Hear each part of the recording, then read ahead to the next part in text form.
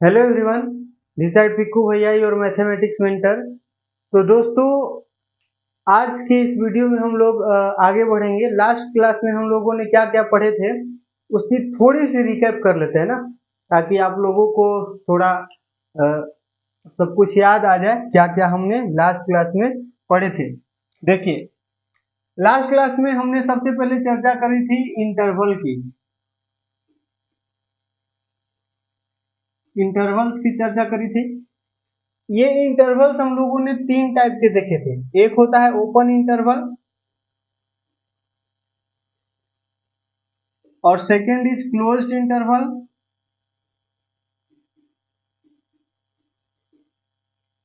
And third is semi open semi closed ना, semi open semi closed.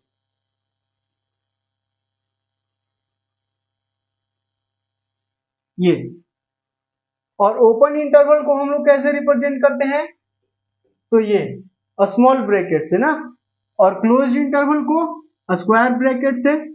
और semi open semi closed मतलब, semi मतलब मैंने बताया था आधा, हाफ, मतलब हाफ ओपन होगा और हाफ क्लोज्ड होगा। कहे तो ये दो टाइप का हो जाएगा। ये दो टाइप का कैसे हो जाएगा, इस तरह इधर से ओपन कर दिया, इधर से क्लोज्ड कर दिया। और दूसरा टाइप ये हो जाएगा कि अबरी बार इधर से क्लोज्ड कर दो और इधर से ओपन कर दो। तो ये कह लो कि सेमी ओपन सेमी क्लोज्ड जो है वो दो टाइप का हो जाएगा। इसको ऐसे बोल सकते हो, सेमी ओपन सेमी क्लोज्ड, और इसको सेमी क्लोज्ड सेमी ओपन ऐसे बोल सकते हो ना। और इसका मतलब आप लोगों को समझाया गया था कि अगर x belongs to a comma B लिखा हुआ है, इसका मतलब क्या होगा, x belongs to open a comma B लिखा हुआ है, तो इसका मतलब होगा कि x का जो वैल्यू होगा ना भाई, वो हमेशा a से बड़ा होगा और b से छोटा होगा। x का वैल्यू कभी a के बराबर नहीं होगा और b के बराबर नहीं होगा ना। ये होता है क्या, ओपन इंटरवल का मतलब। इसको हम लोग ऐसे ज्योमेट्रिकली भी देखे थे। ज्योमेट्रिकली a कॉमा b, अगर a और b ऐसे है तो x, इसका मतलब क्या होता है कि x का वैल्यू जो है a नहीं है b नहीं है, लेकिन a और b के बीच के सारे रियल नंबर्स है ना, वो a के वैल्यूज में इंक्लूड होंगे। ठीक है। अच्छा, x बिलोंग्स टू अगर a comma b closed interval है, तो इसका मतलब क्या होगा कि x का वैल्यू a और b के बीच में तो होगा ही। x का वैल्यू a और b के बीच के सारे रियल नंबर्स तो होंगे ही, और a और b भी होंगे। x का वैल्यू a और b भी होंगे, इसीलिए यहाँ इक्वालिटी लगाते हैं। इसका कैसे देखते हैं, यहाँ ये a है, ये b है, और यहाँ पर ये क्या कर देते हैं, डॉट बनाते हैं। ठीक है। डॉट बनाने का मतलब क्या होता है कि x का वैल्यू शामिल करना है, इंक्लूड करना है ना, a और b को, एंड पॉइंट्स को इंक्लूड करने हैं x के वैल्यू में। यहाँ एंड पॉइंट को इंक्लूड नहीं करने हैं। और यहाँ इसका मतलब तो समझ गए ना, x बिलोंग्स टू अगर a कॉमा b लिखा हुआ है, तो इसका मतलब क्या हुआ कि x का वैल्यू जो है वो a से बड़ा है और b से छोटा है। a से बड़ा है, b से छोटा है, लेकिन a के बराबर नहीं है, b के बराबर है। इसका मतलब ये हो गया ना। इसको कैसे ग्राफिकली देखेंगे, तो ये a है, ये b है, a को इंक्लूड नहीं करना है, तो ये ओपन ऐसे होल बनाएंगे और यहाँ ऐसे डॉट बनाएंगे और इसको मिला देंगे। इसका मतलब क्या हुआ कि x का वैल्यू a और b के बीच में सारे रियल नंबर्स इंक्लूडिंग b। ठीक है। अच्छा, और ये क्या हो जाएगा, इसका मतलब अगर x belongs to a comma b इस तरह से लिखा हुआ है, x belongs to closed a open b, closed a open b, इसका मतलब x belongs to open a closed b। ठीक है। तो इसका मतलब क्या हुआ कि x का वैल्यू a से बड़ा है, b से छोटा है, मतलब a और b के बीच का है, और a को इंक्लूड करना है क्योंकि यहाँ क्लोज ब्रैकेट है। ठीक है। इसको ग्राफिकली कैसे देखे थे, यहाँ a है, यहाँ b है, तो a को इंक्लूड करना है तो ये, और b को इंक्लूड नहीं करना है तो ये, इस तरह से इसको मिला देंगे। तो ये तीनों बातें एक ही है, मतलब सेम ही चीज को ये तीन तरीका से रिप्रेजेंट किया जा सकता है, दिखाया जा सकता है। बताइए, इतनी बात समझ में आई थी ना। तो ये हमने चर्चा करी थी। इसके बाद हम लोग पढ़े थे नंबर सिस्टम ना। इरेजर किधर है, जस्ट सेकेंड।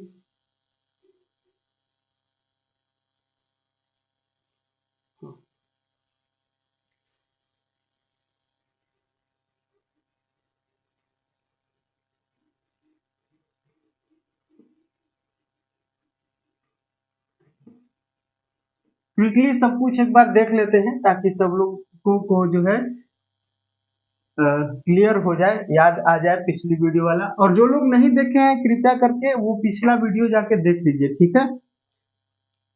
तो हाँ, फिर हम लोग आए थे नंबर सिस्टम पर। तो नंबर सिस्टम में सबसे पहले हम लोग नंबर पढ़े थे, दैट इज नेचुरल नंबर। सबसे पहले हम लोग क्या पढ़े थे? Natural number. तो नेचुरल नंबर को हम लोग ऐसे एन से रिप्रेजेंट करते हैं ना, कैपिटल एन से, नेचुरल नंबर के सेट को। तो ये क्या होता है? तो ये काउंटिंग नंबर, इसको बचपन की संख्या भी हम लोग बोले थे ना, क्योंकि बचपन में हम लोग 1 2 3 ऐसे काउंट करते हैं ना। तो नेचुरल नंबर क्या होता है? 1 से शुरू होता है। सब स्मॉलेस्ट नेचुरल नंबर क्या होता है भाई? 1। तो 1 2 3 4 एंड सो ऑन। सबसे बड़ा नेचुरल नंबर क्या होता है? तो नॉट डिफाइंड, अपने को वो नहीं पता है, ठीक है, क्योंकि नेचुरल नंबर का कहीं अंत ही नहीं है। हाँ जी। तो ये होता है नेचुरल नंबर। इसका डिफाइन कैसे किए थे? Counting numbers are called natural numbers. Okay. फिर आए थे हम लोग होल नंबर्स पर। होल नंबर्स किसको बोलते हैं? इसको डब्ल्यू से, कैपिटल डब्ल्यू से रिप्रेजेंट किया जाता है। तो होल नंबर क्या होता है भाई? तो होल नंबर क्या होता है? जब नेचुरल नंबर में जीरो को भी इंक्लूड कर लिया जाता है ना। तो 0 1 2 3 एंड सो ऑन, ये सारे के सारे क्या है? होल नंबर्स हैं। तो यहां से एक बात पूछा जाता है कि क्या सारे के सारे नेचुरल नंबर होल नंबर हैं? तो हाँ, कोई भी नेचुरल नंबर उठाओ वो होल नंबर के सेट में मिल जाएगा। समझ में आया? कोई भी नेचुरल नंबर उठाओ होल नंबर के सेट में मिल जाएगा। मतलब each and every natural number are also a whole number, ठीक है। लेकिन क्या सारे होल नंबर नेचुरल नंबर हो सकते हैं? नहीं, सारे नहीं। जीरो को छोड़ के सारे होल नंबर जो है वो नेचुरल नंबर बनेंगे। लेकिन क्या जीरो नेचुरल नंबर होगा? नहीं होगा, ठीक है। समझ में आया ना? तो नेचुरल नंबर और होल नंबर में सिर्फ जीरो का डिफरेंस है, ठीक है। सारे के सारे नेचुरल नंबर होल नंबर में आएंगे, लेकिन सारे के सारे होल नंबर नहीं नेचुरल नंबर में आएंगे, ठीक है। अच्छा, फिर थर्ड हम लोग बात करे थे किसकी? रेशनल नंबर ना। थर्ड हम लोग किसकी? नहीं, इंटीजर की चर्चा कर रहे थे हम लोग ना थर्ड नंबर पर। फोर्थ नंबर पर रेशनल नंबर। चलो, तो इंटीजर, इंटीजर्स को हम लोग जनरली आई से या फिर कैपिटल जेड से, कैपिटल आई या कैपिटल जेड से रिप्रेजेंट करते हैं ना। तो यहां हम लोगों ने देखा था कि इंटीजर क्या होता है? तो इंटीजर जो होता है ना वो ये होता है 0 1 2 3 एंड सो ऑन, और फिर ये सारे natural number with negative sign also, ठीक है। मतलब -1 -2 -3 एंड सो ऑन, ठीक है। तो ये सारे के सारे इंटीजर्स होते हैं। ये जीरो को हमने बोला था क्या? Neutral integer. जीरो क्या होता है? न्यूट्रल होता है। मतलब this is neither negative nor positive. Zero ना तो निगेटिव होता है और ना ही पॉजिटिव होता है, ये न्यूट्रल नंबर होता है, ठीक है। और ये सारे के सारे निगेटिव इंटीजर हैं और ये सारे के सारे पॉजिटिव इंटीजर्स हैं, ठीक है। तो उस इस भी आपको हमने इंटीजर को दो भाग में बांटे थे, ठीक है। क्या? एक नॉन निगेटिव इंटीजर और एक नॉन पॉजिटिव इंटीजर। सबसे पहले यहां कुछ पॉइंट मैंने लिखवाए थे, आई प्लस, आई माइनस, आई माइनस। आई प्लस क्या होता है? इसका मतलब कि पॉजिटिव इंटीजर, इसको जेड प्लस भी लिख सकते हैं, ठीक है। तो इसका मतलब क्या? पॉजिटिव इंटीजर का सेट, ठीक, ठीक है। तो पॉजिटिव इंटीजर में क्या आएगा? 1 आएगा, 2, 0 नहीं आएगा, क्योंकि पॉजिटिव इंटीजर बोला है ना यार। मैंने कब कहा कि जीरो पॉजिटिव है या निगेटिव है? मैंने तो कहा कि जीरो ना तो पॉजिटिव है और ना ही निगेटिव है, ये तो न्यूट्रल है ना। तो यहाँ इस सेट के अंदर जीरो को शामिल नहीं करेंगे, ठीक है। तो ये हो जाएगा 1 2 3 एंड सो ऑन, ये सारे के सारे पॉजिटिव इंटीजर है जो कि नेचुरल नंबर के सेट के बराबर हो जाएगा। बताओ हाँ या ना, ठीक है। और ये आई माइनस का मतलब ये -1 -2 -3 एंड सो ऑन, मतलब निगेटिव इंटीजर, ठीक। अच्छा, फिर क्या हो जाएगा? यहां देखो, जेड को क्या हम ऐसे लिख सकते हैं? मतलब आई को क्या हम ऐसे लिख सकते हैं? I equal to I plus union, I plus union I minus. नहीं लिख सकते हैं, क्योंकि आई प्लस ये सारा, आई माइनस ये सारा, तो आई में तो जीरो भी आता है ना, तो यहाँ यूनियन जीरो भी लिखना पड़ेगा, तब ये हो जाएगा। ठीक है, एक बात मैंने और बताया था, दैट इज आई नॉट। याद करो, आई नॉट क्या होता है? Non zero integers. Non zero integers मतलब जीरो को छोड़ के सारे इंटीजर। तो जीरो को छोड़ के सारे इंटीजर में क्या आ जाएगा? Plus minus one, plus minus two and so on. इसको ऐसे भी लिख सकते हैं, ये आई प्लस यूनियन आई माइनस। देखो इसमें जीरो शामिल नहीं हो रहा है। आई प्लस मतलब सारे पॉजिटिव, यूनियन आई माइनस मतलब सारे निगेटिव इंटीजर ना, तो इसमें जीरो नहीं ना आ रहा है, मतलब नॉन जीरो इंटीजर्स आई नोट या जेड नोट। बताओ यहां तक समझ में आ गया? तो यहां से फिर मैंने बताया था कि नॉन निगेटिव इंटीजर क्या होता है। इसको थोड़ा सा इरेज करते हैं।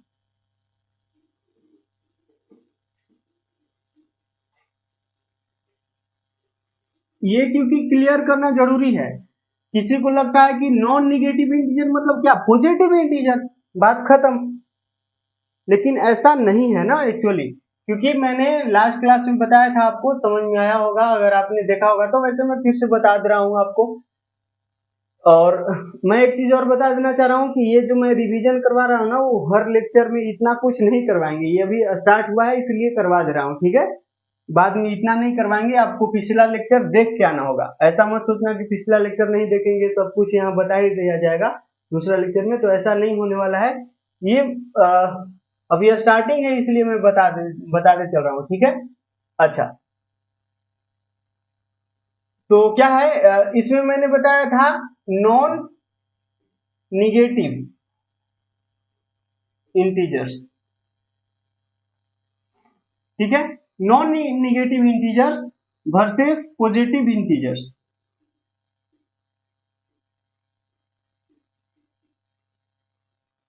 ठीक है, तो नॉन निगेटिव इंटीजर और पॉजिटिव इंटीजर में क्या फर्क है? बहुतों को लगता है कि दोनों तो सेम ही है। नॉन निगेटिव मतलब निगेटिव नहीं, तो निगेटिव नहीं तो क्या? पॉजिटिव। तो ऐसा नहीं है, फर्क होता है। फर्क ये होता है कि नॉन निगेटिव कहने का मतलब ये बोला है कि निगेटिव नहीं, तो निगेटिव नहीं तो क्या? पॉजिटिव या जीरो। देखो जीरो का सिर्फ फर्क है, मतलब नॉन निगेटिव मतलब पॉजिटिव या जीरो, तो जीरो भी आएगा, वन भी आएगा, टू भी आएगा, थ्री भी एंड सो ऑन, ये सब। और पॉजिटिव इंटीजर कहने का मतलब सिर्फ आई प्लस, ठीक है? ये क्या हो जाएगा? आई प्लस। यू कहे तो one two three four and so on, ठीक है? इसको अगर सेट के फॉर्म में ऐसे लिखे तो आई प्लस यूनियन जीरो, ठीक है? इसी चीज को अगर इस तरह से लिखना चाहे तो हो जाएगा, ठीक है? बताओ, उसी तरह हम लोगों ने समझा था नॉन पॉजिटिव इंटीजर्स और ये वर्सेस निगेटिव इंटीजर्स, ठीक है? नॉन पॉजिटिव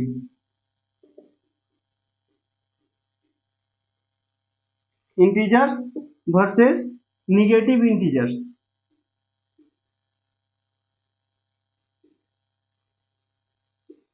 ठीक है? Non positive integer versus negative integers. तो नॉन पॉजिटिव इंटीजर क्या होता है भाई? तो नॉन पॉजिटिव का मतलब निगेटिव या जीरो, इसमें जीरो भी आएगा, ठीक है? लेकिन निगेटिव का मतलब निगेटिव इंटीजर मतलब आई माइनस। आई माइनस कहे तो minus one, minus two, minus three and so on, ठीक है? और ये क्या होता है? नॉन पॉजिटिव इंटीजर कहे तो आई माइनस, निगेटिव इंटीजर तो आएगा ही, साथ में जीरो भी आएगा, ठीक है? इस बात को ऐसे भी लिख सकते हैं, ये जीरो डाल दिए, जीरो डाल दिए, minus one, minus two, minus three, minus four and so on. बताओ बातें समझ में आई क्या? तो ये था इंटीजर्स की कहानी। अब आगे बढ़ते हैं। और सबसे छोटा इंटीजर क्या होता है? नहीं पता, ठीक है? सबसे छोटा इंटीजर नॉट डिफाइंड, सबसे बड़ा इंटीजर नॉट डिफाइंड। तो बताना, क्या सारे के सारे नेचुरल नंबर इंटीजर हैं? हाँ जी बिल्कुल। क्या सारे के सारे होल नंबर इंटीजर्स हैं? हाँ जी बिल्कुल। होल नंबर इंटीजर नहीं है क्या? जीरो भी तो इंटीजर होता है ना यार। तो सारे के सारे नेचुरल नंबर, सारे के सारे नेचुरल नंबर, सारे के सारे मतलब इंटीजर्स हो सकते हैं। सारे नेचुरल नंबर, सारे होल नंबर्स, सब कुछ इंटीजर्स हैं। क्या सारे इंटीजर्स नेचुरल नंबर हैं? नहीं। क्या सारे इंटीजर्स होल नंबर्स हैं? नहीं, ठीक है? चलो, इसके बाद हम लोगों ने बात करी थी रेशनल नंबर की, फोर्थ नंबर पर।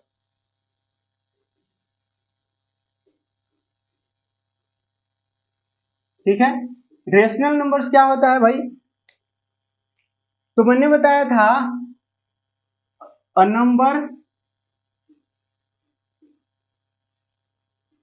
Number which can be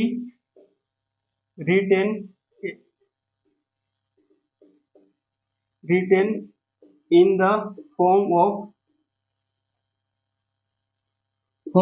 p by q, where q does not equal to 0 and p comma q belongs to integers ना, p comma q belongs to integers, ये इंटीजर होना चाहिए, मैंने बताया था ना। ये होता है रेशनल नंबर की definition. This form is called rational numbers, is called a rational।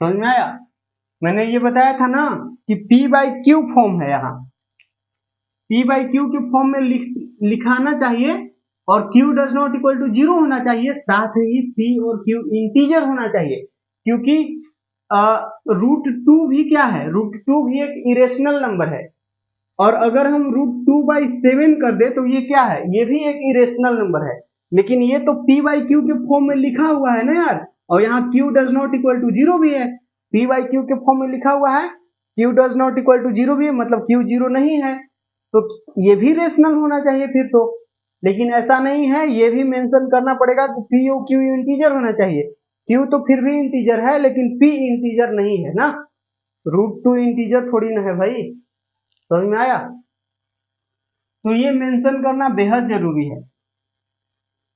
तो इसके कुछ एक एग्जांपल्स हम लोगों ने देखी थी, दैट इज 22/7। अब किसी को लगेगा कि 22/7 तो ये पाई का वैल्यू होता है, जो कि एक इरेशनल नंबर है, पाई क्या है, पाई एक इरेशनल नंबर है, तो 22/7 तो पाई का ही वैल्यू होता है ना, तो 22/7 रेशनल क्यों हो गया, रेशनल इसलिए है कि p बाई क्यू के फॉर्म में है और q does not equal to 0 है और q इंटीजर भी है, 22 इंटीजर 7 इंटीजर, इसलिए रेशनल है। तो फिर पाई कैसे इरेशनल हो गया, तो पाई का एग्जैक्ट वैल्यू 22/7 नहीं होता है, ठीक है, ध्यान रखना, पाई का एग्जैक्ट वैल्यू 22/7 नहीं होता है, पाई का अप्रोक्स वैल्यू, अप्रोक्स का साइन ऐसे, ठीक है, ऐसे इक्वल टू का साइन, इसको थोड़ा सा टेढ़ा कर दो तो 22/7, इसका मतलब अप्रोक्स वैल्यू होता है ना, तो पाई का अप्रोक्स वैल्यू, लगभग वैल्यू पाई 22/7 होता है, नॉट एग्जैक्ट, ओके, ध्यान रखना, ये एग्जैक्ट वैल्यू नहीं होता है, पाई इरेशनल नंबर है, ठीक है, ये गलत नहीं है, पाई इरेशनल नंबर है, लेकिन 22/7 कहे तो ये रेशनल नंबर है, ठीक है, क्योंकि एग्जैक्ट वैल्यू नहीं है, ध्यान रखना। और इस तरह के कुछ रिपीटिंग वैल्यूज वाले भी देखे थे, जिनको हम p बाई क्यू के फॉर्म में बदले थे ना, ये तो p बाई क्यू के फॉर्म में ऑलरेडी बदला हुआ है, अगर हम 3.4 का रेकरिंग दे दूं तो ये क्या है, रेकरिंग ऐसे डॉट से दिखा सकते हो या फिर ऐसे दिखा सकते हो, तो इसको, ये क्या है, ये लिखा हुआ है तो ये रेशनल है कि इरेशनल है, तो ये रेशनल नंबर होता है, क्योंकि हम इसको p बाई क्यू के फॉर्म में आसानी से बदल सकते हैं, इसका मैंने शॉर्टकट भी बताया था, वो क्या था कि इसको 34 लिख दो और माइनस, जिस पर रेकरिंग नहीं है उसको माइनस कर दो, और कितने नंबर पर रेकरिंग है उतना 9 बैठा दो, तो ये 9, एक ही नंबर पर रेकरिंग है तो ये 19, फिर यहाँ माइनस करोगे तो 31/9, आई थिंक यही एग्जाम्पल उस वीडियो में भी था, मतलब पिछला लेक्चर में भी था, तो कोई नहीं, ये समझ में आया ना, तो इस तरह से p बाई क्यू के फॉर्म बदल गया। जस्ट सेकेंड, लाइट चला गया है, आ गया, चलो, फिर कुछ मान लो कि ये 2.34 ऐसे दे दिया, तो इसको p बाई क्यू के फॉर्म में कैसे बदलेंगे, तो 234 लिख दो, और ये 2 3 पर रेकरिंग नहीं है तो माइनस कर दो, अपॉन एगो नंबर पर रेकरिंग है तो एगो 9, और डेसिमल के बाद ऐसे कितने नंबर है जिन पर रेकरिंग नहीं है, तो एक ही नंबर है तो एक 0 बिठा दो, बस इसको सॉल्व कर लो, आपको p बाई क्यू के फॉर्म में जो आएगा नंबर ना, वो इसका वैल्यू होगा, वो रेशनल नंबर, ठीक है, तो ये कितना आएगा बताना, 1, और ये 3 में से 2 जाएगा तो ये भी 1, और ये 2 और ये 0, इसको काट पीट के देख लेना जो भी आएगा, वैसे लग तो नहीं रहा है कि कटेगा, बहरहाल आगे बढ़ते हैं। तो ये आई होप आप लोगों को समझ में आया होगा। ठीक है, ये है रेशनल नंबर का कॉन्सेप्ट, और इसको मैंने डिटेल में भी मतलब कैसे सॉल्व करते हैं, ये इतना आंसर लाते हैं, लॉन्ग प्रोसेस क्या है वो भी मैंने लास्ट क्लास में बताए थे, तो वो देख सकते हो आप। अब आगे बढ़ते हैं, इरेशनल नंबर पर आते हैं। ठीक है,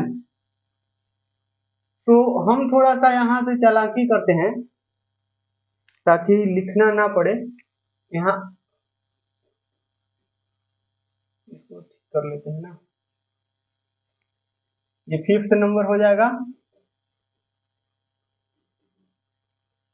इरेशनल नंबर्स। वो क्या होता है? A number which can't be, which can't be written in the form of p upon q, ये सब कुछ वही है, is called an irrational number, is called an irrational number. ठीक है, तो इरेशनल नंबर क्या होता है? एक ऐसा नंबर जो p बाई क्यू के फॉर्म में नहीं लिखा जा सकता है, which can not be written in the form of this.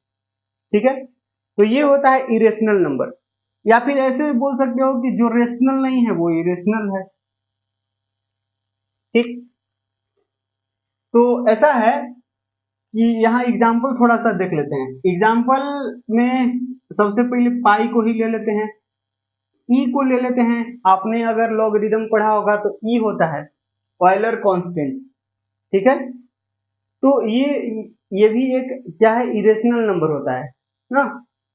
√2 हो गया, √3 हो गया, 2√3 हो गया ना, √3 प्लस √2 हो गया, एंड सो ऑन। ये सारे के सारे क्या हैं, इरेशनल नंबर्स हैं। और भी क्या हो सकते हैं, जैसे मैं बोलूं 2.102340521 इस तरह से नंबर जाते जा रहा है, जाते जा रहा है, कभी खत्म ही नहीं हो रहा है, खत्म भी नहीं हो रहा है और रिपीट भी नहीं कर रहा है। देख रहे हो ना, कहीं भी रिपीटेशन नहीं हो रहा है।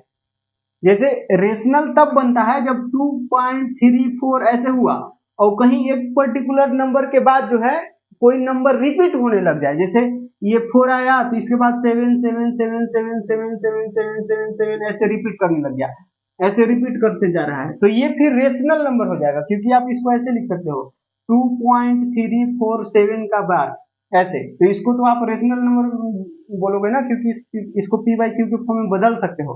तो ये इरेशनल नंबर नहीं है। ठीक है, इसको कैसे रेशनल नंबर बदलेंगे, तो ये 2347 ऐसे लिख लो, और माइनस ये 234 कर दो, 234 अपॉन एगो नंबर रेकरिंग है तो, और एक 9 और यहाँ 2 0। ठीक है, तो ये जो आएगा वो p बाई क्यू के फॉर्म में रेशनल नंबर मिल जाएगा। ठीक है, तो ये होता है, तो ये रेशनल नंबर नहीं है। जैसे मैं बोलूं कि क्या ये रेशनल नंबर है, सॉरी रेशनल नहीं, इरेशनल नहीं है, रेशनल तो है। क्या ये इरेशनल है? लेटर से 1.23454545454545, तो ये क्या है, ये 4545 रिपीट करते जा रहा है, तो क्या ये इरेशनल नंबर है? नहीं, ये भी इरेशनल नंबर नहीं है। क्यों? क्योंकि ये 1.23 और 45 का बार है, तो इसको भी आप रेशनल में कन्वर्ट कर सकते हो। 1 2 3 4 5 माइनस ये 1 2 3 पर बार नहीं है तो 1 2 3 माइनस कर दोगे, दो नंबर पर बार है तो 2 9 और ये दो नंबर पर बार नहीं है तो 2 0, तो ये तो रेशनल नंबर हो गया ना, तो ये भी इरेशनल नहीं है। समझ में आया? इरेशनल तब होता है जब नॉन रिकरिंग होता है, ये रिकरिंग हो गया ना, यहाँ रिकरिंग हो गया, जो नॉन रिकरिंग होता है, नॉन रिपीटिंग होता है, जो रिपीट नहीं करता है, जिस पर रिकरिंग नहीं आता है, वो इरेशनल नंबर होता है। जैसे इस पे कहाँ रिकरिंग लगाओगे, नहीं लगा पाओगे ना। एक एग्जांपल और देता हूं,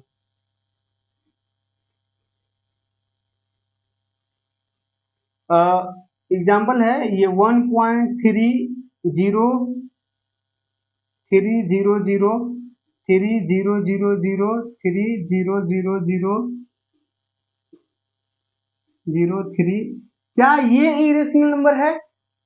ये इरेशनल नंबर है? तो हाँ ये इरेशनल नंबर है, ठीक है, क्योंकि यहाँ देखो 1.3 आया और फिर एक जीरो के बाद फिर 3 आया, फिर 2 जीरो के बाद 3 आया, फिर 3 जीरो के बाद 3 आया, 4 जीरो के बाद 3 आया। तो यार इसमें कोई पैटर्न नहीं बन रहा है, पैटर्न तो खैर बन रहा है लेकिन रिकरिंग नहीं लगा पा रहे ना, इसको कहाँ क्या रिकरिंग लिखोगे, रिकरिंग नहीं बनेगा ना यार, ये नॉन रिपीटिंग है। फिर ऐसे बढ़ता चला जाएगा, फिर 5 जीरो के बाद 3 आएगा, फिर 6 जीरो के बाद 3 आएगा, तो ये इरेशनल नंबर है, ध्यान रखना ये क्या है, इरेशनल नंबर है, ये सारे के सारे इरेशनल नंबर्स हैं। तो आई होप आपको इरेशनल नंबर समझ में आया होगा, ठीक है। तो थोड़ा सा पाई के बारे में चर्चा कर लेते हैं ना, क्योंकि पाई थोड़ा अद्भुत चीज है, सब लोगों को दिमाग में खटकते रहता है, तो थोड़ा सा इसकी चर्चा कर लेते हैं। वैसे ई की भी कहानी है, ई की भी कहानी है, लेकिन इसकी कहानी लंबा है तो इसकी चर्चा हम लोग बाद में करेंगे, बट ये पाई की एक छोटी सी कहानी है तो इसको यहाँ पर देख लेते हैं ना। पाई एक्चुअली कहाँ से आया, तो पाई एक ऐसा कांस्टेंट है ना, जो आप कोई भी सर्कल उठाओ, कोई भी सर्कल उठाओ और उसका सरकमफेरेंस अपॉन उसका क्या कर दो, डायमीटर कर दो ना, देखना पाई क्या होता है, ऐसा है कि radius of sorry circumference of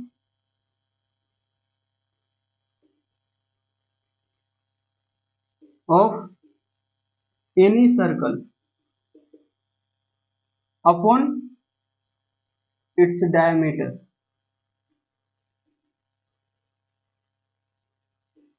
ठीक है।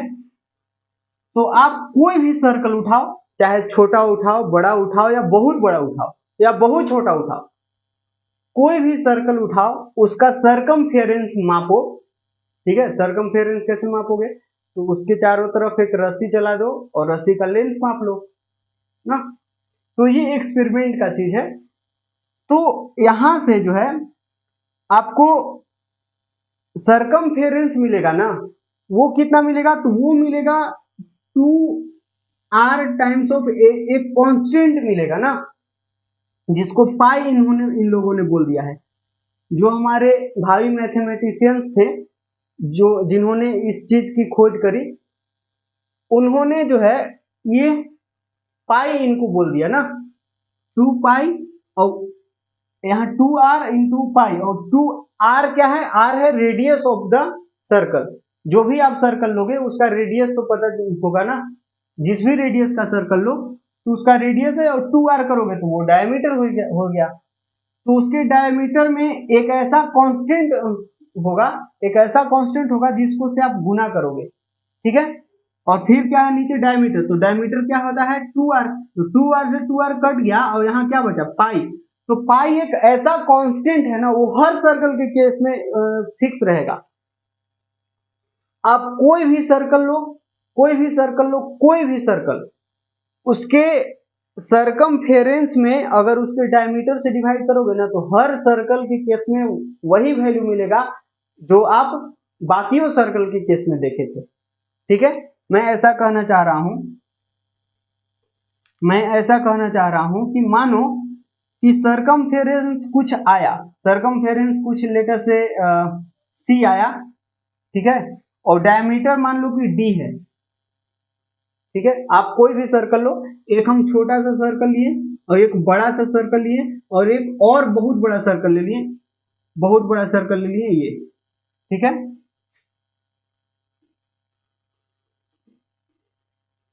एक छोटा सर्कल है, एक बड़ा सर्कल है, एक बहुत बड़ा सर्कल है, और एक बहुत छोटा सर्कल है।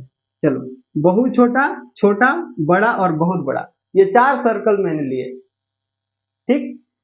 मान लो कि इसका सरकमफेरेंस C1 है और डायमीटर D1 है, डायमीटर ये होता है डायमीटर, और सरकमफेरेंस मतलब ये घेरा की लंबाई ना, ये जो चारों तरफ का घेरा है वो घेरे की लंबाई सरकमफेरेंस होता है ना, ये D1 और C1, इसका D2 और C2 ले लो, और यहाँ D3 और C3 ले लो, इसका सरकमफेरेंस C3 है, और यहाँ D4 और C4 ले लो।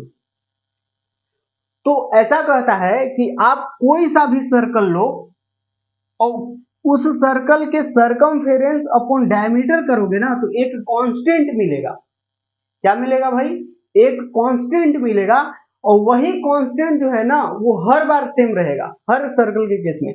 मतलब क्या हम ऐसा कहना चाह रहे हैं कि इस सर्कल के लिए अगर सरकमफेरेंस बाय उसका डायमीटर करें तो जो वैल्यू आएगा वही same value C2 by D2 के केस में भी आएगा, और वही same value C3 by D3 के केस में आएगा, और वही सेम वैल्यू C4 और D4 के केस में आएगा। क्या? तो जी हाँ, मैं यही कहना चाह रहा हूं।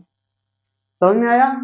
हर बार आपको सेम वैल्यू मिलेगा, चाहे आप छोटा सर्कल लो या मतलब बहुत छोटा, छोटा, बड़ा और बहुत बड़ा, किसी भी टाइप का सर्कल लो, उसके सरकमफेरेंस अपॉन डायमीटर करोगे ना भाई, तो हमेशा हर एक सर्कल के केस में एक ही कांस्टेंट आपको देखने को मिलेगा, और उसी कांस्टेंट का वैल्यू, उसी कांस्टेंट का नाम जो है उन्होंने पाई रख दिया है, जिसका वैल्यू ये आप मतलब ये सारा कुछ करोगे ना तो ये 3.14 समथिंग आते जाता है ना। C1 by D1, C2 by मतलब किसी भी सर्कल के लिए अगर सरकमफेरेंस अपॉन डायमीटर करोगे तो हमेशा 3.14 समथिंग आएगा। हमेशा क्या आएगा? ये आएगा 3.14 समथिंग, और ये कभी भी क्या होगा? इस तरह का होगा, ये नॉन रिपीटिंग होगा ना, जैसे ये लिखा है ना मैंने, ये नॉन रिपीटिंग, तो उसी तरह ये रिपीट कभी कोई नंबर करेगा ही नहीं, ये ऐसे ही मतलब नंबर चेंज हो के मतलब बिना पैटर्न फॉलो किए ऐसे चलते रहेगा। ठीक, तो ये क्या हो जाएगा? एक बताना, ये हो जाएगा एक इरेशनल नंबर, क्योंकि ये खत्म नहीं हो रहा है और रिकरिंग भी नहीं है। खत्म हो जाता अगर किसी पॉइंट ऑफ टाइम के बाद तो फिर हम बोल देते कि इरेशनल नंबर है, रेशनल, जैसे 3.145678 समथिंग ऐसे जाके ऐसे मान लो कि 0 1 2 3 यहाँ पर ये खत्म हो गया, तो ये क्या है? इसमें तो रिकरिंग वगैरह नहीं आ रहा है, तो ये क्या है? तो ये रेशनल नंबर है, क्योंकि यहाँ खत्म हो गया ना, ये रेशनल है, इरेशनल मत समझ लेना। ठीक है, तो इरेशनल तब होता है जब पॉइंट के बाद नंबर खत्म भी नहीं हो रहा है और रिपीट भी नहीं कर रहा है, तब वो इरेशनल बन जाता है। तो ये इरेशनल है, ये कभी खत्म भी नहीं होगा और रिपीट भी नहीं करेगा। तो इसी यही वैल्यू को उन्होंने पाई से रिप्रेजेंट कर दिया कि इतना बड़ा वैल्यू हर बार कौन लिखने जाए, कि चलो इसको हम लोग पाई से बुला देते हैं, और जब जरूरत पड़ेगा तो ये 3.14 यूज कर लेंगे 2 डेसिमल प्लेसेस तक, और कई बार इसका जब इसका वैल्यू निकालोगे तो ये 22/7 के बराबर भी आता है। 22/7 का वैल्यू निकाल के देखो, 22/7, तो ये 3 बार में जाएगा तो 1 बचेगा ना, 7 3 जा 21, तो 1 बचेगा, पॉइंट बिठा के 10 हो जाएगा, तो 1 बार में जाएगा, 3 बचेगा, तो 3 में ये 0 30 हो जाएगा, तो ये 4 बार में 28, फिर 2 बचेगा तो 0, तो फिर 2 बार में जाएगा, इस तरह से। तो लगभग देखो इसी के वैल्यू के बराबर आ रहा है ना, तो इसीलिए बोल दिया जाता है ये एक्चुअली इसके वैल्यू के बराबर नहीं होगा। 22/7 का वैल्यू जो आएगा वो इसके वैल्यू के बराबर नहीं होगा, क्योंकि ये तो क्या है, रेशनल नंबर है ना, तो या तो आगे जाके ये रिपीट करने लग जाएगा या फिर खत्म हो जाएगा कहीं ना कहीं। ठीक है, तो ये रेशनल नंबर है, लेकिन ये कभी खत्म ही नहीं होगा, रिपीट ही नहीं करेगा, तो ये इरेशनल नंबर हो गया। समझ में आया पाई क्यों इरेशनल नंबर है? समझ में आया ना? तो ये बात है, ये कहानी है पाई की। ई की भी एक अपनी कहानी है जिसको हम लोग बाद में सुनेंगे कभी। ठीक, तो आगे बढ़ते हैं। तो आई होप आप लोगों को जो है इरेशनल नंबर काफी बढ़िया से समझ में आया होगा। एक ऐसा नंबर जिसको हम पी बाई क्यू के फॉर्म में नहीं रिप्रेजेंट कर पा रहे हैं, ठीक है, वो होता है इरेशनल नंबर, या फिर ऐसे बोल सकते हो कि नॉन रिपीटिंग नॉन डिक्रिंग। ठीक है, non repeating non recurring numbers are called irrational numbers. तो ये बेसिकली इरेशनल नंबर की प्रॉपर्टी होती है कि ये नॉन रिकरिंग और नॉन रिपीटिंग होता है।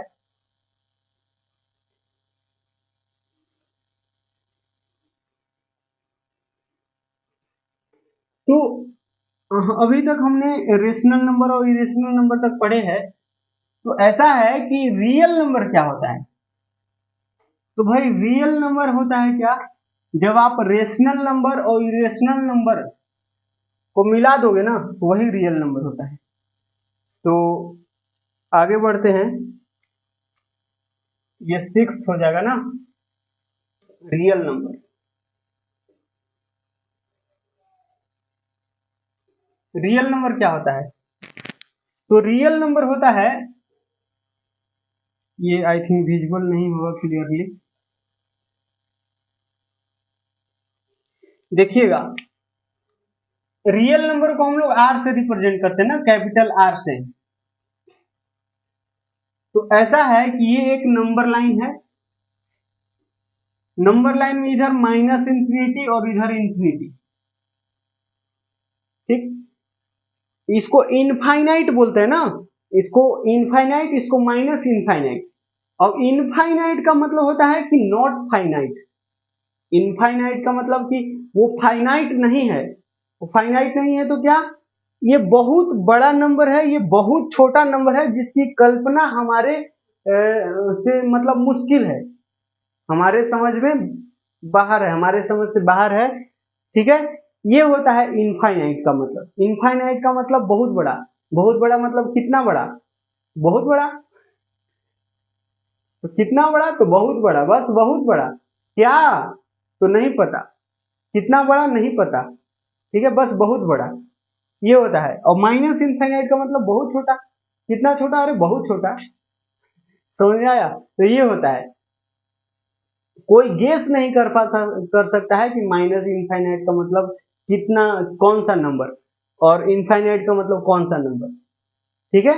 इसीलिए तो ध्यान रखना, ओपन ब्रैकेट जो है ना, माइनस इनफाइनाइट और इनफाइनाइट पर हमेशा ओपन ब्रैकेट आता है, कभी भी क्लोज ब्रैकेट नहीं आएगा। क्लोज ब्रैकेट तब ना आएगा जब कोई नंबर मतलब अपने को पता हो, जैसे 2 है तो 2 को क्लोज ब्रैकेट आएगा। ओपन ब्रैकेट मतलब माइनस इनफाइनाइट और इनफाइनाइट को कभी भी क्लोज मत लगाना, ऐसे इस तरह का कभी नहीं देखने के लिए मिलेगा। जहां ऐसे लिखा हुआ है उसको काट दो, गलत बात, ठीक है। क्योंकि माइनस इनफाइनाइट और इनफाइनाइट एग्जैक्टली कौन सा वैल्यू है ये अपने को पता ही नहीं होता है। अपने को क्या, किसी को नहीं पता होता है, समझ में आया? तो इसीलिए यहाँ पर हमेशा क्या आता है, हमेशा ओपन ब्रैकेट का साइन आता है, ध्यान रखना ये बात, ठीक है। ये ओपन ब्रैकेट हमेशा आता है इनफाइनाइट और माइनस इनफाइनाइट के साथ।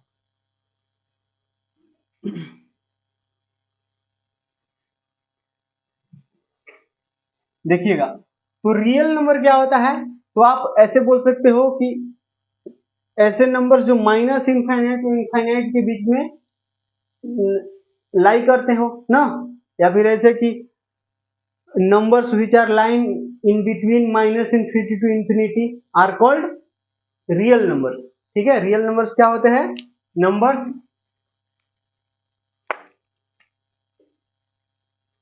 Numbers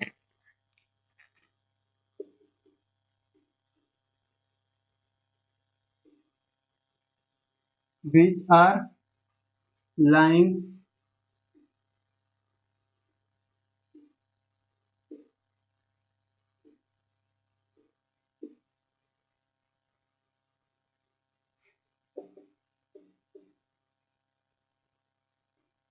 minus infinity to infinity are called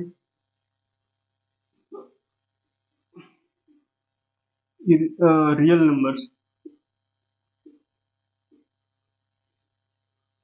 अच्छा, एक चीज रह गया, इरेशनल नंबर को कैसे दिखाते हैं वो नहीं मैंने बताया। इरेशनल नंबर को क्यू सी, ऐसे क्यू के माथे पर सी लगा दो, मतलब क्यू के माथे पर चंद्रमा बिठा दो।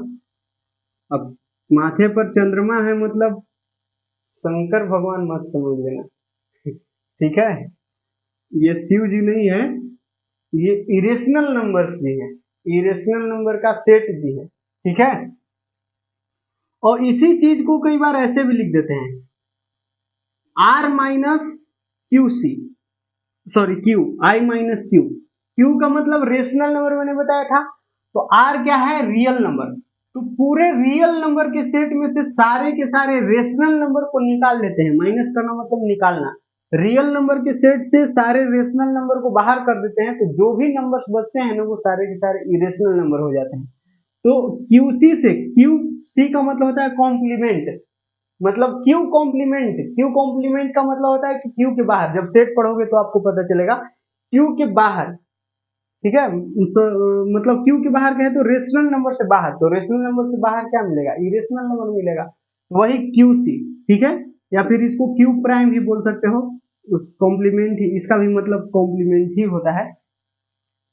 वैसे हम लोग जनरली क्यूसी से लिखते हैं, ठीक है, समझ में आया। तो क्यूसी मतलब इरेशनल नंबर, कहीं भी देखो क्यू के माथे पर चांद बिठा हुआ है मतलब सी है, तो उसका मतलब इरेशनल नंबर का सेट। या फिर उसी चीज को ऐसे लिख सकते हैं, आर माइनस क्यू, मतलब सारे के सारे रियल नंबर में से क्यू मतलब रेशनल नंबर को हटा लिए, वो क्या बन गया, इरेशनल नंबर का सेट बन गया, ठीक है। तो ये दोनों बेसिकली सेम ही है, तो ये होता है इरेशनल नंबर का नोटेशन। तो रियल नंबर समझ में आया क्या, रियल नंबर होते हैं क्या, ऐसे नंबर जो माइनस इंफिनिटी और इंफिनिटी के बीच में आते हैं। या फिर ऐसे कह सकते हो रेशनल नंबर आर क्या होता है भाई, तो क्यू यूनियन क्यू कॉम्प्लीमेंट, ये होता है, समझ में आया।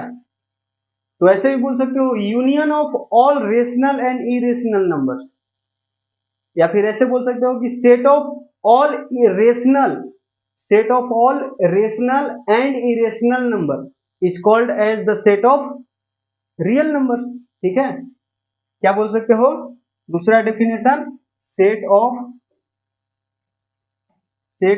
ऑल रेशनल एंड इरेशनल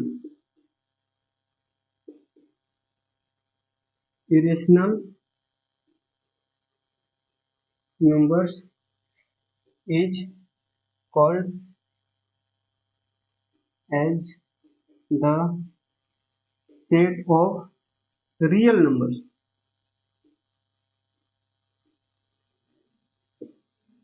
ठीक हो गया। तो ये है डेफिनेशन, सारे के सारे रियल नंबर और सारे के सारे रेशनल और इरेशनल नंबर को मिला के देखोगे एक सेट, तो वो रियल नंबर का सेट दिखेगा, ठीक है, समझ में आया।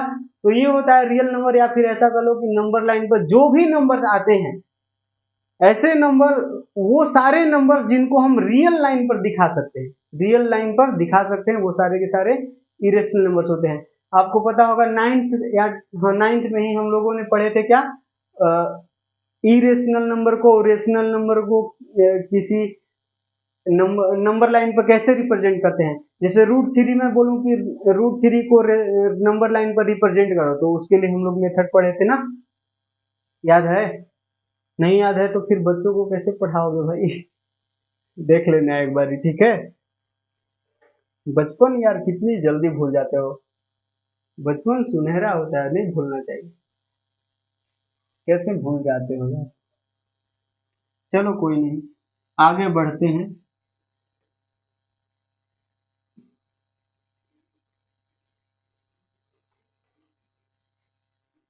तो ऐसा है कि हम जितना सारा नंबर अभी पढ़े ना, उनको एक बार समराइज कर लेते हैं, ठीक है। समराइज कुछ ऐसे करते हैं कि ये जो है ना,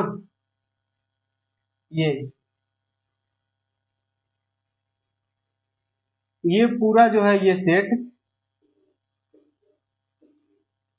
that is set of real number. Set को हम जनरली सर्कल से रिप्रेजेंट करते हैं। जब आप सेट पढ़ोगे उसमें वेन डायग्राम टॉपिक आएगा, वहां आपको बताया जाएगा। किसी भी सेट को जनरली हम सर्कल से रिप्रेजेंट करते हैं। वैसे रिप्रेजेंट करने के लिए आप इससे भी ऐसे रिप्रेजेंट कर सकते हो, इससे भी रिप्रेजेंट कर सकते हो, इससे भी रिप्रेजेंट कर सकते हो। लेकिन हम लोग जनरली इतना सब ये सब नखरे नहीं पसारने पड़े, इसीलिए हम लोग आराम से गोला बना देते हैं, दैट इज सेट ठीक है। तो ये अच्छी बात है। तो ऐसा है कि ये मान लिया कि ये rational number, sorry real number का सेट है। ये क्या है, आर है। रियल नंबर को हम लोग क्या जिसे दिखाते हैं, कैपिटल आर से। तो ये रियल नंबर का सेट है, रियल नंबर का सेट है। तो फिर इसके बाद क्या है कि इसी के अंदर रेशनल नंबर का सेट आ जाएगा, ठीक। ये क्या हो जाएगा, रेशनल नंबर कहें तो क्यू। तो ये ब्लू वाला जो सर्कल है ना, वो रेशनल नंबर है। मतलब ऐसा है कि ये आर था, मतलब पूरे रियल नंबर, और ये ब्लू वाला जितना है ना, ये ब्लू वाला गोला, तो ब्लू वाला गोले के अंदर जितने सारे नंबर्स हैं वो सारे के सारे रेशनल नंबर हैं। ठीक है, तो सारे के सारे रेशनल नंबर कहाँ है? रियल नंबर के अंदर हैं। सारे के सारे रेशनल नंबर कहाँ है? रियल नंबर के अंदर हैं, और होना भी चाहिए, क्योंकि रियल नंबर का मतलब मैंने क्या बताया कि रेशनल और इरेशनल नंबर का सेट, ऐसा रियल नंबर का सेट ऐसा होता है जिसके अंदर सारे के सारे रेशनल नंबर आते हैं, सारे के सारे इरेशनल नंबर आते हैं। तो देखो ये आर है और ये क्यू है, क्यू मतलब रेशनल नंबर, ये रियल नंबर। तो जो क्यू के बाहर बच गया, मतलब ये वाला, ये काला वाला जो बैकग्राउंड दिख रहा है, वो क्या है? यहाँ पर इरेशनल नंबर लाई करेंगे ना, यहाँ पर कौन नंबर्स लाई करेंगे? यहाँ पर इरेशनल नंबर्स लाई करेंगे, मतलब होंगे। ठीक है, तो ऐसा है कि ये जो है पूरा का पूरा, ये पूरा डब्बा जो है ना, वो सारे रियल नंबर तो है ही। ठीक है, सबसे बड़ा जो गोला है वो रियल नंबर का है, मतलब ये पूरा क्यू रियल नंबर के अंदर है, मतलब इसके अंदर जितने सारे नंबर आएंगे ना, सब के सब तो रियल नंबर होंगे ही। ठीक है, लेकिन ये जो ब्लू वाला सर्कल है वो रेशनल नंबर को इरेशनल नंबर से अलग कर रहा है ना, ये सब इरेशनल नंबर होंगे इधर, ये सब इरेशनल नंबर, और ये ब्लू वाला सर्कल के अंदर सारे के सारे रेशनल नंबर आ गया। इसीलिए तो इरेशनल नंबर क्या होता है? इरेशनल नंबर मतलब क्यू प्राइम क्या होता है? वो होता है आर में से क्यू को निकाल दो। ठीक है, वही इरेशनल नंबर होता है। अच्छा, फिर क्या आता है? फिर आता है इंटीजर। फिर क्या आता है भाई? इंटीजर्स आते हैं। तो क्या सारे के सारे इंटीजर्स रेशनल हैं? तो हाँ, क्योंकि रेशनल नंबर के डब्बा के अंदर हैं। बताओ ना, ये इंटीजर्स है, मतलब ये जेड लिख दिया, तो ये जेड जो है कहाँ है? क्यू के अंदर है, मतलब सारे के सारे जेड जो है, मतलब सारे के सारे इंटीजर्स रेशनल नंबर हैं। हाँ बिल्कुल, ठीक है, सारे के सारे इंटीजर्स रेशनल हैं। तो इंटीजर के अलावा जो बच गया, ये खाली जगह, यहाँ पर कौन होगा? क्योंकि ये जो लाल वाला सर्कल है वो क्या मतलब बता रहा है? वो बता रहा है कि इसके इस लाल घेरे के अंदर जितने नंबर्स है ना, वो रेशनल तो है ही है, लेकिन इंटीजर भी है। तो इसके बाहर कौन नंबर आएंगे? जैसे ये 3/4 मैंने लिख दिया, तो 3/4 क्या है? इंटीजर है क्या? नहीं है, इंटीजर नहीं है, तो क्या है? इंटीजर नहीं है, परंतु रेशनल नंबर तो है ना, पी बाई क्यू के फॉर्म में, q does not equal to 0, p of q integer. तो ये क्या है? ये एक रेशनल नंबर है। ये क्या है? रेशनल नंबर है। जैसे -5/2 लिख दिया, ये क्या है? रेशनल नंबर है। तो रेशनल नंबर है तो क्यू के अंदर तो आएगा ही।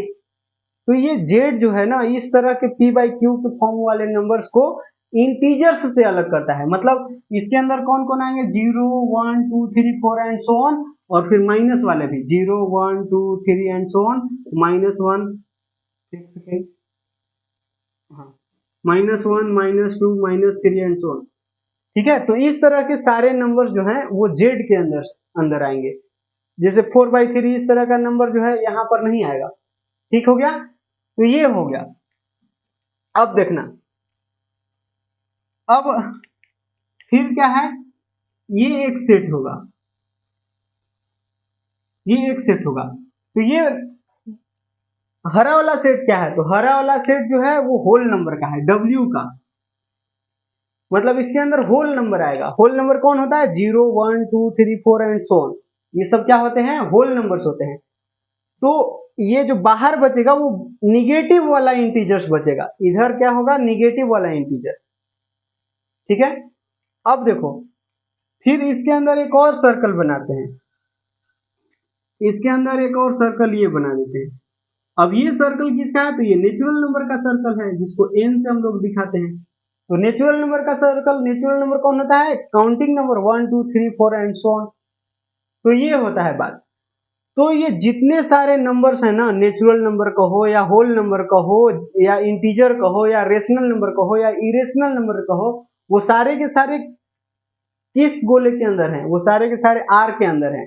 तो मतलब सारे के सारे रियल नंबर होंगे, इसका मतलब कि तो हाँ, ये जितने सारे नंबर्स अभी तक हम लोगों ने पढ़ा, natural number, integers, whole number, rational number, irrational number, वो सारे के सारे रियल नंबर्स होंगे। क्योंकि वो रियल नंबर के ही अंदर है। ठीक है, उसी तरह ये नेचुरल नंबर, होल नंबर और इंटीजर्स, ये तीनों के तीनों टाइप का सारे नंबर्स क्यू के अंदर हैं, तो सारे के सारे क्यू होंगे, मतलब रेशनल नंबर्स होंगे। ठीक है, उसी तरह W और N जो है वो Z के अंदर है, मतलब सारे W सारे N Z होंगे, मतलब इंटीजर्स होंगे। और उसी तरह Z जो है वो W के अंदर है, सॉरी N जो है वो W के अंदर है, मतलब सारा के सारा N W होगा, मतलब सारे के सारे नेचुरल नंबर्स क्या होंगे, होल नंबर्स होंगे। बताओ समझ में आया? तो ये सेट का रिप्रेजेंटेशन होता है। और अगर एक चीज हम लोग सेट में डिफाइन करते हैं, सबसेट। सबसेट डिफाइन करते हैं, तो सबसेट कुछ इस तरह से डिफाइन होता है, मैं थोड़ा सा आपको बता दे रहा हूं। वैसे आपने अगर सेट पढ़ा होगा तो आपको पता होगा पहले से कि क्या है। मान लो कि एक सेट ए है और एक सेट बी है। सेट ए है 1 2 3 4, ऐसे 4 तक। ठीक है, और एक सेट बी है, और बी है लेटर से 1 2 3 एंड ये 10 तक, 1 2 3 एंड सो ऑन 10 तक है। तो देखो आप यहां देखने के लिए आपको मिलेगा कि ए के सारा एलिमेंट बी के अंदर है। इसको आप ऐसे भी दिखा सकते हो, ए को ऐसे एक सर्कल से दिखा दो जिसके अंदर 1 2 3 4 है। ठीक है, और बी को भी एक बड़ा सर्कल से दिखा दो जिसमें 1 2 3 4 5 6 7 8 9 10 है। ठीक है, तो ये ए हो गया और ये बी हो गया। तो देखो ना, आप ए को बी के अंदर लिख सकते हो। देखो ये क्या है, ये ए है, समझ में आया ना? तो यही वाला ए यहाँ है। आप ये मत देखना कि यहाँ तो गोल है, यहाँ इस तरह से हो गया आलू जैसा। तो मैंने बताया ना सेट को कैसे भी लिख सकते हो। वैसे मैंने ये आलू जैसा तो तब ना हुआ जब मैंने नंबर इस तरह से लिखे थे। इस तरह से सामने सामने लिखते तो फिर गोल बन जाता। ठीक है, तो मैं क्या कह रहा हूं कि कुछ इसी तरह से यहाँ भी कंसेप्ट बन रहा है। बी के अंदर ए है, जैसे आर के अंदर क्यू है, और क्यू के अंदर जेड है, और जेड के अंदर डब्ल्यू है, और डब्ल्यू के अंदर एन है। बन रहा है ना? तो यहाँ का कंसेप्ट ये होता है कि अगर कोई सेट के सारे एलिमेंट किसी दूसरे सेट के अंदर दिख रहे हैं, तो वो वाला सेट जो है ना वो बड़े वाले सेट का सबसेट हो जाता है। बड़े वाले सेट का क्या हो जाता है भाई? सबसेट हो जाता है। समझ में आया? तो यहाँ ए जो है बी का सबसेट हो जाएगा। A is a subset of B, ऐसा। ठीक है, अगर किसी सेट के सारे एलिमेंट किसी दूसरे सेट के अंदर दिख रहे हैं, तो कंसेप्ट ऐसा है कि वो वाला सेट दूसरे वाले सेट का सबसेट हो जाएगा। और इसको डिनोट करते हैं, अब इतना बड़ा लाइन ना लिखना पड़े इसीलिए इसको डिनोट ऐसे करते हैं, ए इज सबसेट ऑफ बी, ऐसे। ए इज सबसेट ऑफ बी, इसको ऐसे। ठीक है, यहां कई बार आप ऐसे भी लिख सकते हो, लेकिन यहां लिखने की जरूरत नहीं है। ठीक है, क्योंकि वैसे लिख भी दोगे तो कोई दिक्कत नहीं है, ठीक ना। लेकिन इसका ये अगर ये हटा दिए ना तो इसका मतलब होता है क्या? Proper subset. ये क्या होता है? प्रॉपर सबसेट होता है। प्रॉपर सबसेट तब कहते हैं जब ए और बी बराबर ना हो। तो ऑब्वियसली ए और बी बराबर नहीं है। ए और बी बराबर है क्या? नहीं ना। बराबर तब होंगे जब ए के सारे एलिमेंट बी में और बी के सारे एलिमेंट ए में, तब बराबर सेट होते हैं। लेकिन यहाँ बराबर नहीं है। यहाँ ये इक्वालिटी लगा के आप ये कह सकते हो कि ए जो है बी का सबसेट है, तो वो बराबर भी हो सकता है, मतलब दोनों बराबर भी होते हैं, क्योंकि कोई भी सेट अपने आप का एक सबसेट होता है। तो ये चीज आपको समझ में आ रहा होगा। लेकिन यहाँ अगर नहीं भी लगाओगे तो चलेगा, क्यों? क्योंकि ए और बी बराबर नहीं है। ठीक है, तो इसको प्रॉपर सबसेट कहा जाता है। बहरहाल यहाँ देखो, तो यहाँ भी हम इस तरह से लिख सकते हैं। कैसे लिखेंगे? तो ऐसे लिखेंगे, देखना। इसी चीज को जो है हम ऐसे भी लिख सकते हैं कि एन जो है वो डब्ल्यू के अंदर है, तो N is a subset of W, and W is a subset of Z, and Z is a subset of Q, and Q is a subset of R. तो क्या ये बात हम लिख सकते हैं? ऑब्वियसली लिख सकते हैं ना। मतलब इसका कहना क्या होगा कि एन जो है वो डब्ल्यू के अंदर है, वो डब्ल्यू जेड के अंदर है, वो जेड क्यू के अंदर है, वो क्यू आर के अंदर है। काहे कि इसका मतलब क्या हुआ? ए बी के अंदर है। उसी तरह इसको भी हम ऐसे बोल सकते हैं। अच्छा, क्या ये लिखना सही होगा? W is subset of R. हाँ ये बिल्कुल सही है, ये बिल्कुल सही है, क्योंकि सारे के सारे डब्ल्यू आर के अंदर है। देखो डब्ल्यू कहाँ है, ये आर के ही अंदर है ना यार। अगर बाकी सारे ये सर्कल को मिटा दो तो डब्ल्यू कहाँ दिखेगा, आर के ही अंदर दिखेगा। इनफैक्ट ये सारे के सारे, ये पीछे वाले सारे के सारे आर के ही अंदर है, और क्यू के पीछे वाले सारे के सारे क्यू के अंदर है, जेड के पीछे वाले सारे जेड के अंदर है। समझ में आया ना, तो ये बिल्कुल सही लिखा हुआ है। अच्छा इसको ऐसे लिख सकते हैं क्या, जेड आर, हाँ बिल्कुल सही। जेड जो है वो जेड वाला सेट को आर के ही अंदर है ना यार, ठीक है। या फिर ऐसे लिख सकते हैं क्या, एन जो है वो सबसेट ऑफ क्यू, बिल्कुल ये एन क्या है, क्यू के अंदर तो है ही है, तो ये भी सही है, ठीक है। ऐसे लिख सकते हैं क्या, जेड सबसेट ऑफ एन, तो ये गलत हो जाएगा ना, जेड जो है एन के अंदर थोड़े है, नहीं है ना, तो ये गलत हो जाएगा। समझ में आया, तो ये सारी बातें आपको आई होप समझ में आया होगा, ठीक है। तो और बताएं, वैसे तो नंबर में और भी बहुत सारे ऑड इवन ये सब मैं सोच रहा था बताने के लिए, बता दूं क्या, वैसे देख लेता हूँ कितना लंबा वीडियो हो गया, अप्रोक्सीमेटली 1 आवर। तो क्या करें, चलो थोड़ा सा बता देते हैं।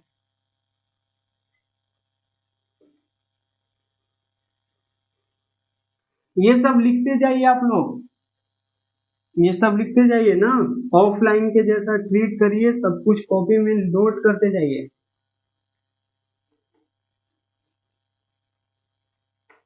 और हाँ एक चीज मैं और बताना चाह रहा था, वो ये है कि जैसे मैं जब अपना वीडियो देखा तो मुझे काफी स्लो लग रहा था, मैं जब पढ़ा रहा था तो मुझे काफी स्लो लग रहा था कि काफी स्लो पढ़ा रहा हूँ। तो अ, पता नहीं आप लोगों को कैसा लग रहा होगा कि क्या है, क्योंकि हमारे टीचर्स भी है ना, मतलब हम भी ऑनलाइन ही पढ़ाई करते हैं, तो मेरे टीचर्स भी हैं, कुछ इसी तरह से आराम आराम से पढ़ाते हैं, तो मैंने भी इसी तरह से पढ़ाना शुरू किया है। तो कोई लोग होंगे जो मतलब ये चीज काफी बेसिक लग रहा होगा, वैसे अगर हमको पहले से ये चीज नहीं आ रहा होता तो स्लो नहीं लगता, क्योंकि मुझे पहले से कुछ नहीं आता है, इसीलिए मतलब ठीक है, जो भी जितना भी मतलब चल रहे हैं वो ठीक है। लेकिन अगर कोई बहुत सारे लोग होंगे जिनको ये सब चीज ऑलरेडी पहले से आ रहा होगा, तो वो उन लोगों के लिए क्या है कि फास्ट करके देख सकते हैं, नहीं यूट्यूब तो ये फंक्शन दे ही रखा है आप लोगों के लिए कि आप चाहो तो वीडियो को फास्ट कर सकते हो या स्लो कर सकते हो, तो आप लोग अपने हिसाब से 1.5x पर 1.75x पर देख सकते हो इसको, आता है ना ये सब करना। तो फास्ट हो या स्लो हो, आप आपके हाथ में वो चीज है तो आप वो कर लेना, क्योंकि मैं तो इतना ही स्लो पढ़ाऊंगा ना। और वैसे भी ये लाइव तो है नहीं जो आपको जरूरी है कि थोड़ा फास्ट चला जाए, ये और ये जो रिकॉर्डेड वीडियो होता है तो आप जितना चाहो उतना फास्ट करके या उतना स्लो करके देख सकते हो वीडियो। तो इसमें मुझे नहीं लगता है कि कुछ आप लोगों को प्रॉब्लम होना चाहिए, समझ में आया ना। तो मैं इसी तरह से आराम आराम से सब पढ़ाता चलूंगा, ताकि जो लोग बिल्कुल नए हैं, अभी जस्ट 10th पास करके इधर आए हैं, उनके लिए भी ये सही रहे, ठीक है। तो आई होप ये सारा चीज आपको समझ में आया होगा। वैसे मैं नेक्स्ट क्लास में आपको पढ़ा दूंगा नंबर सिस्टम आगे भी, ठीक है, जिसमें बहुत सारा भी नंबर बच गया है, तो उधर उतना टाइम नहीं लगेगा, वैसे छोटा छोटा सब चीजें हैं, जैसे ये ऑड नंबर है, नेक्स्ट क्लास में पढ़ेंगे, ठीक ना। तो ये सब चीज आप एक बार देख लीजिएगा, आपके 9th क्लास के अंदर होगा ये सब। तो अभी आप लोगों ने 10th 9th पर पास करके आए हो, तो ऑब्वियसली मिल जाएगा देखने को, या फिर कहीं से भी इवन इंटरनेट का भी यूज कर सकते हो। ऑड नंबर, ऑड नंबर्स होता है, इवन नंबर्स होता है,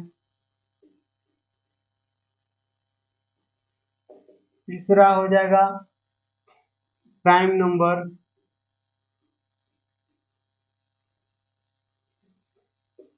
चौथा हो जाएगा कंपोजिट,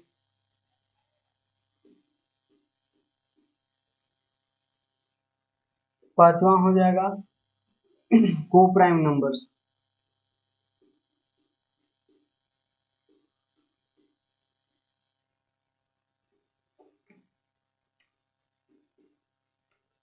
छठा हो जाएगा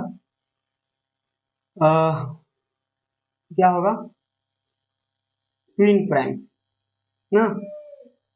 को प्राइम नंबर को रिलेटिवली प्राइम भी बोलते हैं।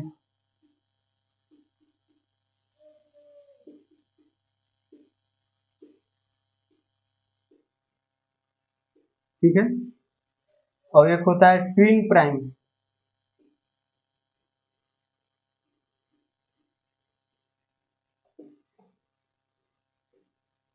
सेवेंथ हो जाएगा प्राइम ट्रिपलेट्स।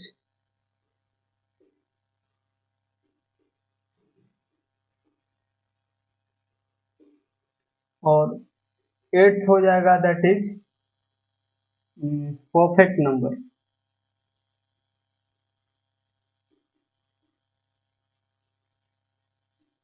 ठीक है, तो ये 8 टाइप के नंबर्स जो हैं, 8 ही है ना कि और कुछ छूट रहा है? आई थिंक और कुछ नहीं छूट रहा है। वैसे आप देख लेना, कुछ छूट रहा होगा तो कमेंट करके बता देना, वो सब मैं बता दूंगा।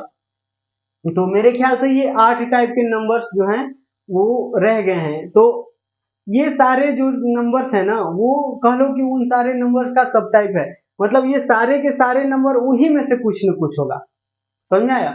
जैसे ऑड नंबर इवन नंबर क्या हो जाएगा, ऑड नंबर इवन नंबर वही इंटीजर में आ जाएगा, प्राइम नंबर वही इंटीजर में आ जाएगा। इनफैक्ट नेचुरल नंबर कह लो, कंपोजिट नंबर ये भी उसी में आ जाएगा, नेचुरल नंबर में ही। वैसे